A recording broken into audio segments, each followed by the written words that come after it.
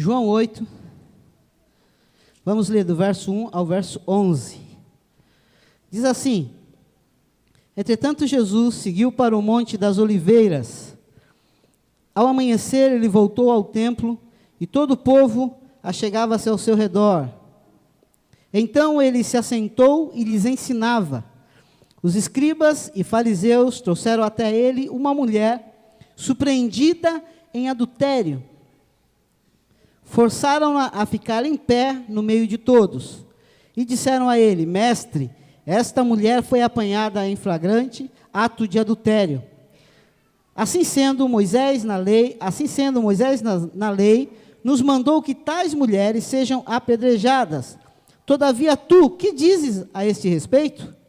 Eles falavam assim para prová-lo e terem alguma coisa de que o acusar. Mas Jesus, inclinando-se, escrevia na terra com o dedo, como se não tivesse ouvido. Porém que insistiram na pergunta, ele se levantou e lhes disse: Aquele que dentre vós estiver sem pecado, seja o primeiro a lhe atirar uma pedra. E novamente inclinou-se e escrevia na terra. Então, aqueles que ouviram isto, sendo convencidos por suas consciências, foram se retirando um por um, começando pelos mais velhos até o último. Jesus foi deixado só, e a mulher ficou em pé onde estava. Quando Jesus se ergueu, não vendo a ninguém mais além da mulher, disse a ela: Mulher, onde estão aqueles teus acusadores? Ninguém te condenou? Disse ela: Ninguém, Senhor.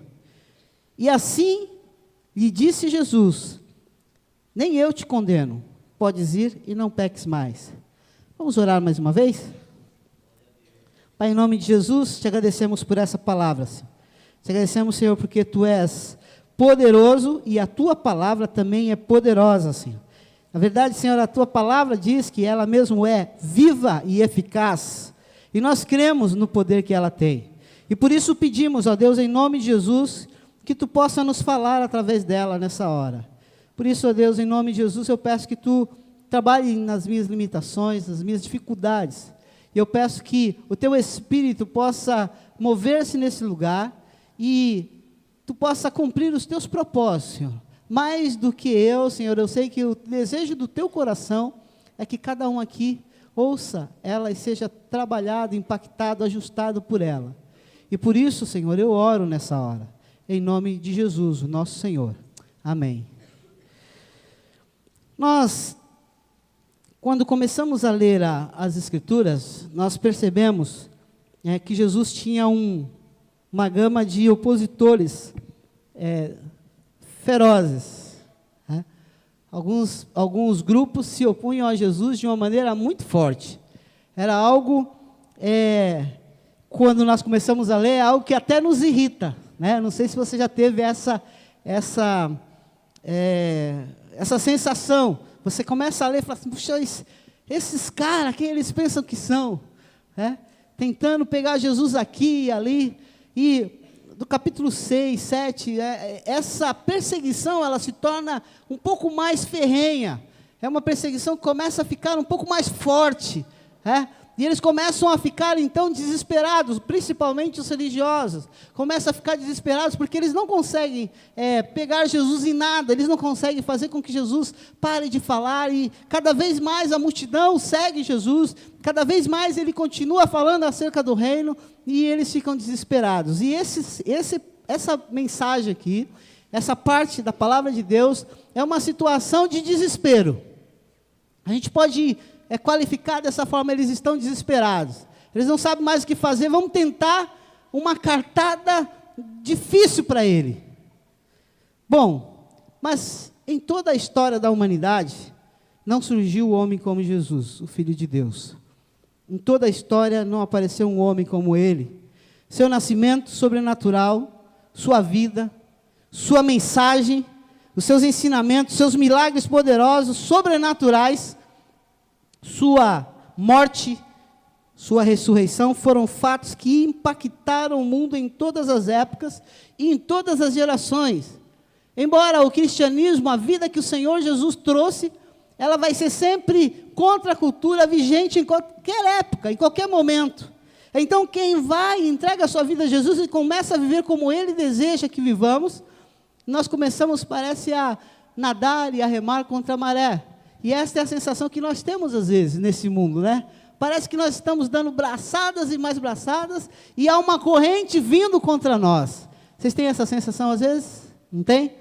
Bom, o impacto de Cristo na história, ele foi tão grande, mas tão grande, que a própria história foi dividida em duas partes, antes e depois dele. Cristo foi, ao longo da sua caminhada na terra, e mesmo depois que ele ressuscitou, foi para o Pai, amado e odiado. Amado por aqueles que enxergaram nele a resposta para toda a sua desesperança.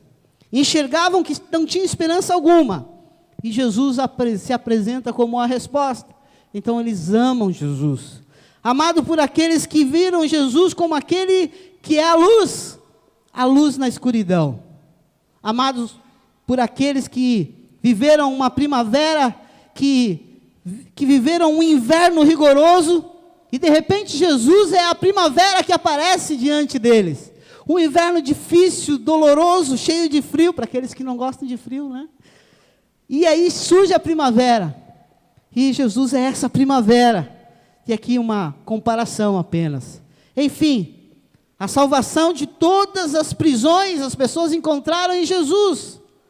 Todas as prisões visíveis e invisíveis. Prisões do passado, prisões do presente, e um vislumbre magnífico de um futuro garantido por Ele, somente por Ele. Agora, Jesus não foi só amado, odiado, principalmente odiado por aqueles que desenvolveram todo o seu esquema de salvação, todo o seu castelo religioso, que uma vez confrontado com os princípios do reino que Jesus ministrava, que Jesus falava, revelou-se esse castelo que os homens levantavam como um alicerce para a sua vida espiritual, para a sua vida, para a sua segurança. Esse castelo revela-se um castelo de areia diante da palavra de Jesus. Dentre os seus opositores estavam os escribas e os fariseus. Fariseus eram judeus estudiosos, e aqui no texto fala que quem tentou trazer uma situação difícil para Jesus foram justamente os escribas e os fariseus. Os fariseus eram judeus estudiosos da lei, ultraconservadores, apegados às tradições e costumes dos seus antepassados. Eram homens que estavam o tempo todo nas sinagogas. Os escribas eram intérpretes da lei. Eles escreviam a lei. Eles faziam cópias para uso nas sinagogas. Eles traziam também algumas soluções para o povo, algumas soluções difíceis. Eram eles que traziam essas soluções. Eram uma espécie de conselheiros, doutores da lei, homens estudiosos, talvez os teólogos da nossa época, os mestres, os doutores da lei.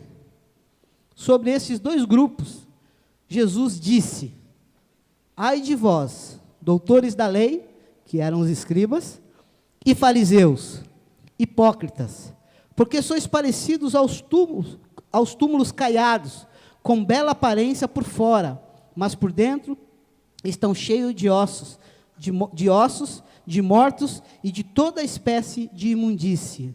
Mateus 23, 27.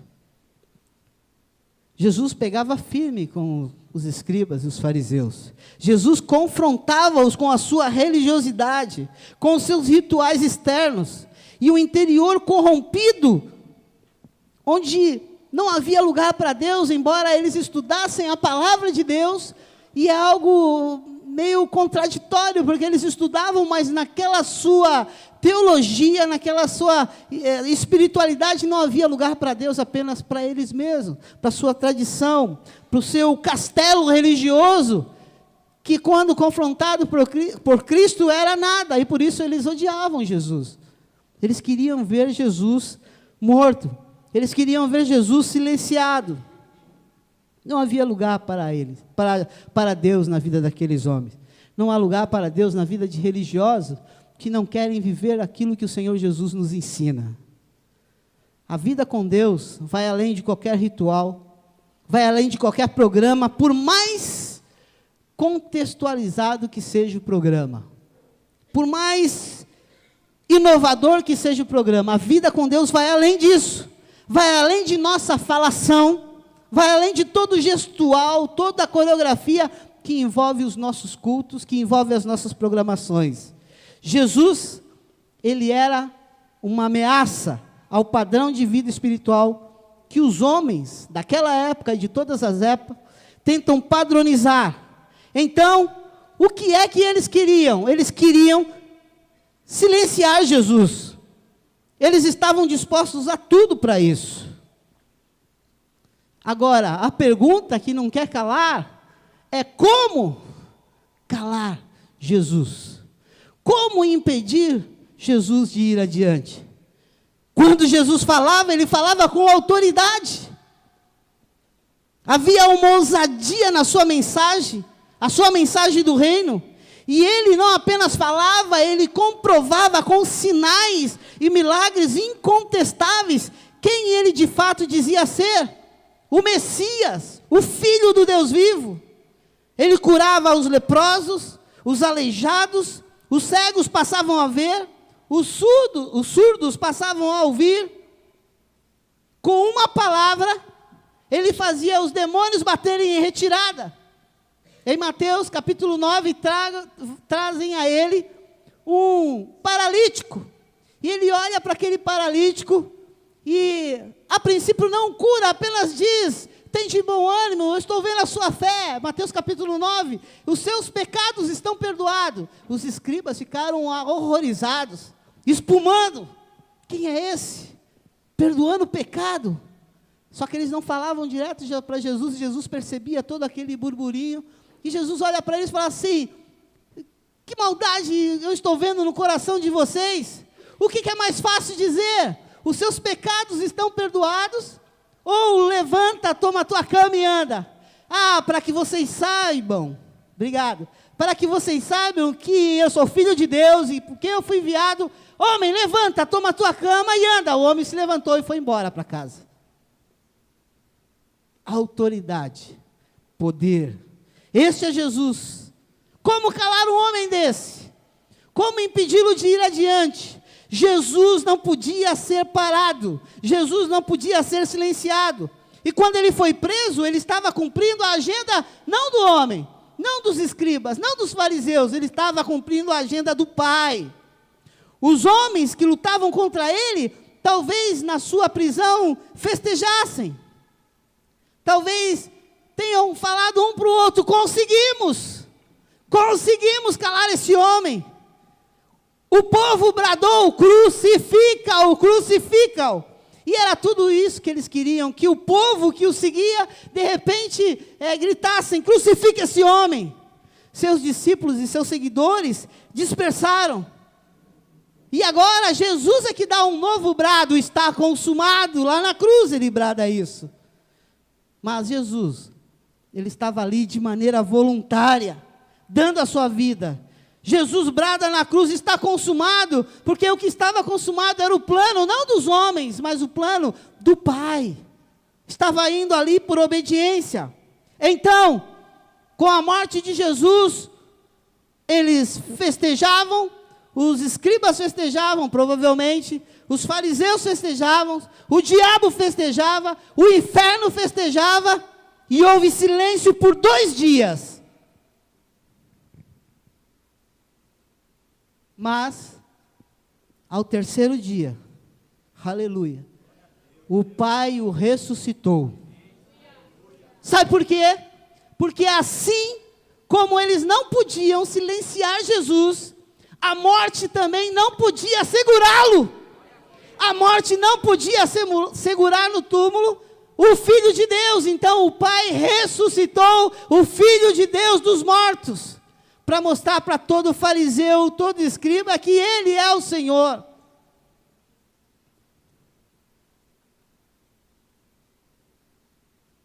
E até hoje, a mensagem da cruz, os milagres continuam, A mensagem continua pelos séculos dos séculos e dos séculos, e chegou até nós e vai continuar indo até Ele voltar.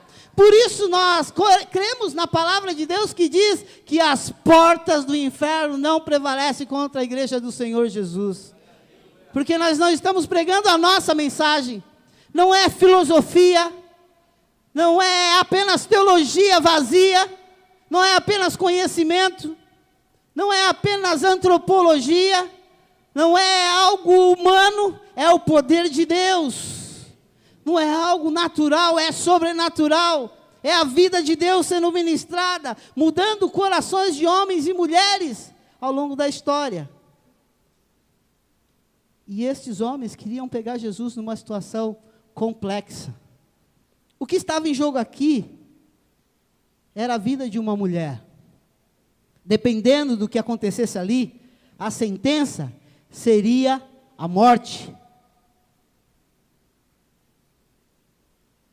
Aquela mulher, para os escribas e fariseus, era apenas uma isca, uma pecadora que deveria morrer, uma pecadora que precisava ser redimida para Jesus. Era uma pessoa descartável para os fariseus, mas para Jesus não. Assim como ninguém é descartável para o nosso Deus, seja quem for, e que pecado tenha cometido na vida. Aqui há uma questão jurídica, séria.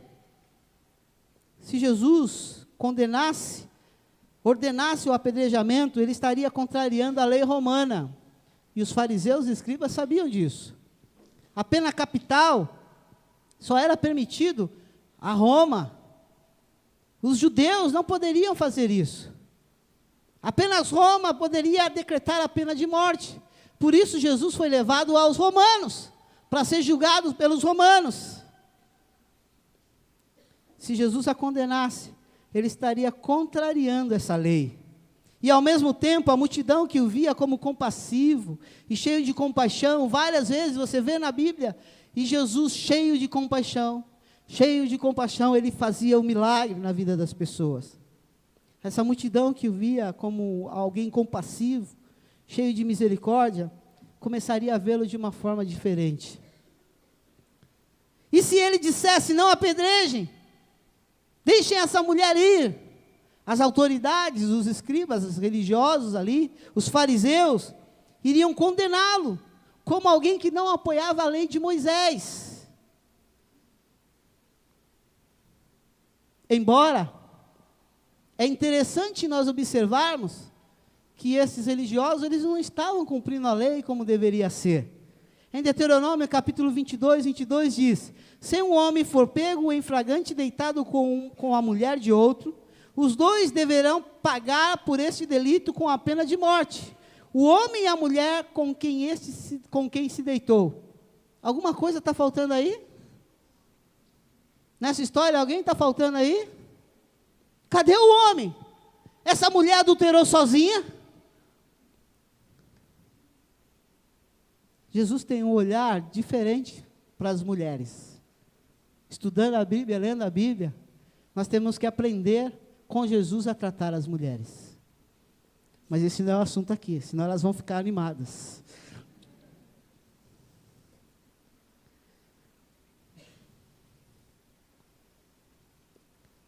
A questão é que Jesus estava, e eu não sei exatamente o porquê dessa expressão, mas eu uso ela entendendo que é exatamente isso que quer dizer, né? A dificuldade da situação. Eles colocam Jesus numa sinuca de bico, né? Como eu não sei jogar sinuca, né? Eu entendo que é algo muito difícil, é isso? Muito difícil. Os olhares estavam em Jesus. A certeza de que algo muito sério ia acontecer ali estava no olhar daquela multidão. Provavelmente, muitos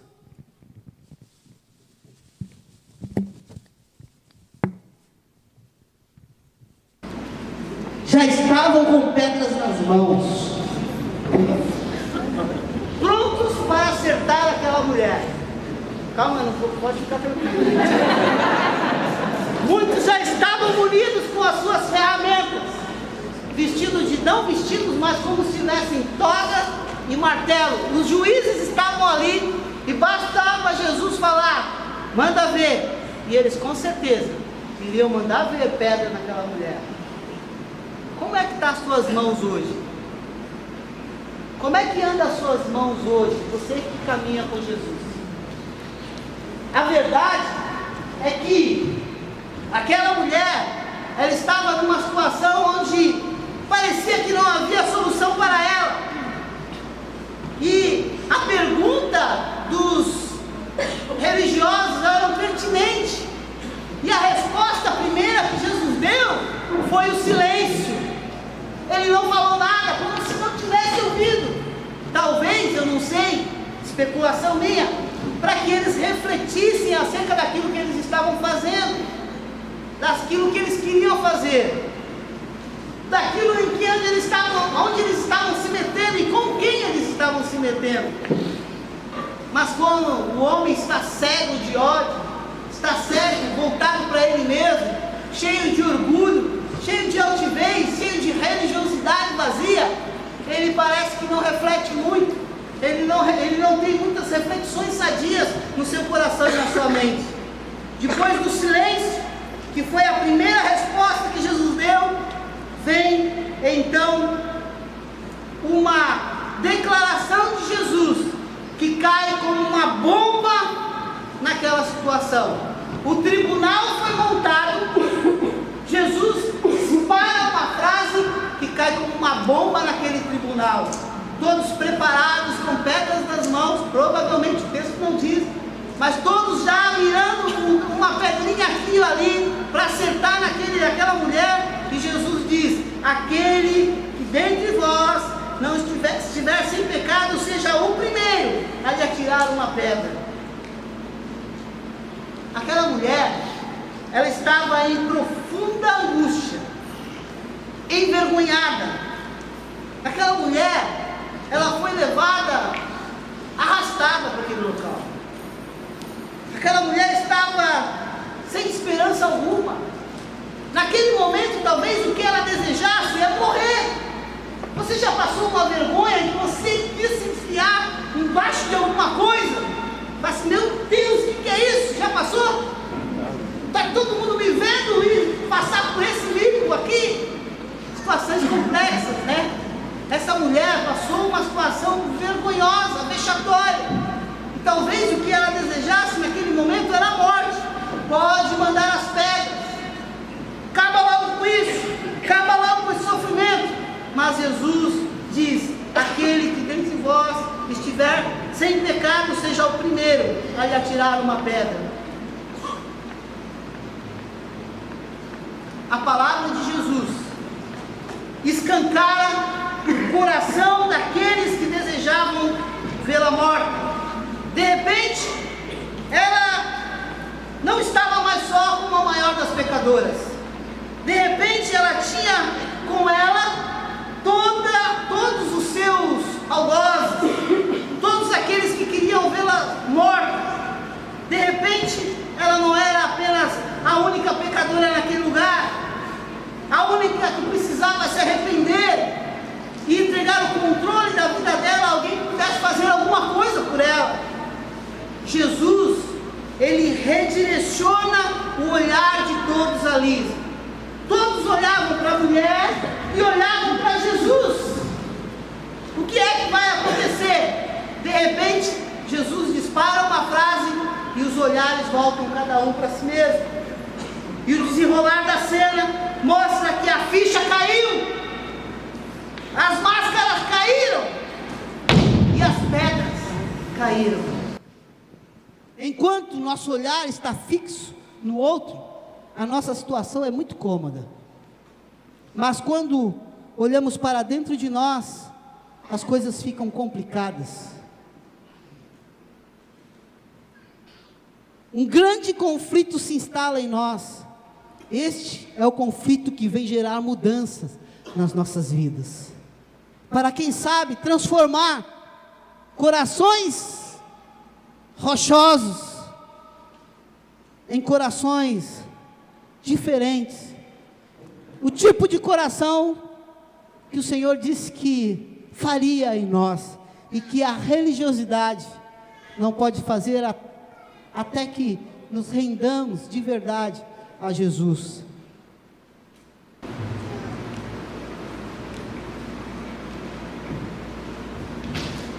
Há pedras nas suas mãos? Há pedras nas suas mãos? Na sua casa, volta e meia você anda com pedra nas suas mãos? Quando você vem para o culto, você vem com a Bíblia e vem com pedras nas suas mãos? Quando você vê um irmão, ou uma irmã, ou algum parente, ou qualquer pessoa, ao invés de querer chegar perto dele e abraçá-lo, ou falar qualquer coisa, ou simplesmente fazer uma oração por ele, mesmo que seja distante, a vontade que você tem é usar as pedras que você tem nas suas mãos, a pedra nas suas mãos. O apóstolo Paulo diz: levante mãos santas, orem em todo lugar, levantando mãos santas, sem ira, sem discussões, sem animosidade. Quando você levanta as suas mãos para orar ao Senhor, quando você levanta as suas mãos para adorar ao Senhor, o que é que tem nas suas mãos? A pedra nas suas mãos. Estes homens religiosos estavam totalmente distantes do Senhor e não entendiam a mensagem do Senhor para eles, aquilo que era a mensagem do reino de Deus. Enquanto o nosso olhar está fixo nos outros, nós não conseguimos ver a misericórdia e a graça do Senhor. Após a saída de todos, um a um, Jesus fica só com a mulher. Toda vez que eu leio esse texto, uma pergunta fica: por que ela não foi embora? Diante do quadro vexatório, vergonhoso, todo mundo foi embora. Era a oportunidade, ela conseguiu se livrar de uma condenação, era a oportunidade dela: agora eu vou embora. Ufa, passou. Por quê? Apenas uma pessoa tinha condições de pegar pedra e tacar nela naquela hora, e era Jesus, que não tinha pecado, não tem pecado, mas na presença de Jesus, ela se sentia segura. Gente, na presença daquele que é santo, na presença daquele que é digno, na presença daquele que morreu por nós, nós encontramos segurança. Todos foram embora e não disseram uma palavra. Com certeza, até chegar à presença de Jesus, ela ouviu muita coisa. Adúltera, sem vergonha. O povo vinha gritando e xingando ela, provavelmente tudo quanto é nome. Agora, quando cada um olha para si, todo mundo sai em silêncio. Ninguém fala nada, ninguém dirige a ela uma palavra.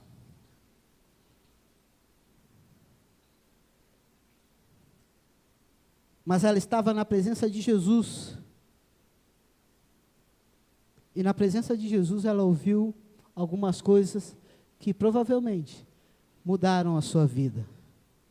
Jesus olha para ela e conversa com ela. Ninguém conversava com ela, apenas a xingava, a recriminava. Jesus conversa com ela. E é interessante pensarmos no diálogo de Jesus com os escribas e fariseus. Se limitou a uma palavra: aquele que não tiver pecado, que seja o primeiro que ataque a pedra. Comece. A única coisa que Jesus disse para eles foi isso. Ele não falou mais nada. Simplesmente escrevia no chão, como se não tivesse dando a mínima para eles. Jesus olha para ela e conversa com ela. A conversa de Jesus com os religiosos se resumiu a esta frase. E ele faz a pergunta: onde estão os teus acusadores? Ninguém te condenou? E ela disse: não, Senhor, ninguém. Ele falou assim: eu também não te condeno. Pode ir e não peques mais. Esse não peques mais é muito significativo, porque ele nos diz que Jesus não estava consentindo ou apoiando o pecado daquela mulher. Ele reconhecia a gravidade da situação. Ele reconhecia como era sério aquilo que tinha acontecido. Mas o olhar de Jesus era um olhar de amor e de misericórdia. Então ele diz: eu não te condeno, mas olha, vá, não peques mais, mude de vida, seja transformada, mude de vida. Esta era a segunda chance, a chance que ela tinha para tocar e viver uma vida diferente. A verdade é que, muitas vezes, nós que criticamos esses religiosos aqui, nós nos parecemos muito com eles. Nós carregamos pedras nas nossas mãos. E às vezes os nossos confrontos, eles estão carregados de pedras. Pedras dentro da nossa casa, pedras no serviço, pedras na igreja. Os nossos ambientes, às vezes, são carregados de pedras. E o Senhor Jesus, Ele diz que veio para mostrar o amor de Deus, e o fato dele ter vindo é porque o amor de Deus o impulsionou a ser obediente até a morte. Eu não estou aqui pregando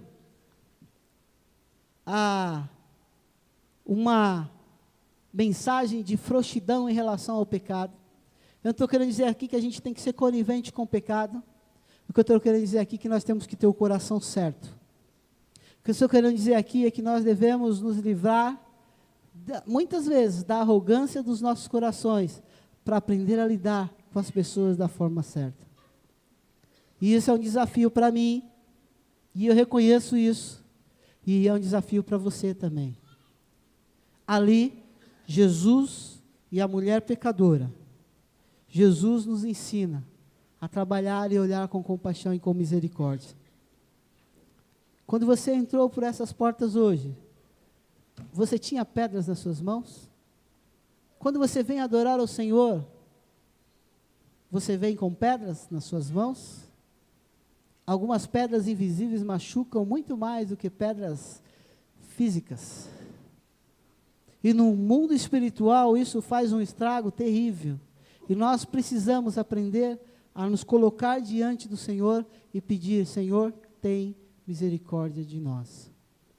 Para você que ainda não entregou a sua vida a Jesus, eu posso garantir para você, como esta mulher precisava de Jesus, como aqueles homens e aquelas mulheres, aquelas pessoas que estavam ali, precisavam de Jesus, como todos nós que aqui estamos, que já entregamos a nossa vida a Jesus, fizemos essa decisão porque era o que tinha que ser feito, nós não tínhamos outro lugar para ir ou o que fazer com as nossas vidas. Eu posso garantir para você que Jesus é a resposta, é a esperança para a sua vida também. E se você reconhecê-lo como Senhor e Salvador, Ele vai dizer para você, se você reconhecer os seus pecados, dizer: Senhor, tem misericórdia de mim, me perdoa. Ele vai dizer assim: eu não te condeno, vai, mude a sua vida, e eu vou estar contigo, para que a sua vida seja transformada dia a dia. É isso que o Senhor Jesus quer fazer conosco.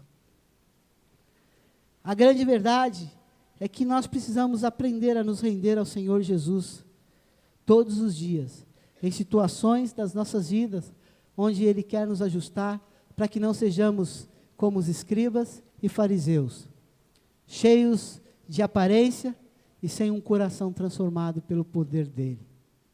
Vamos orar? Feche seus olhos.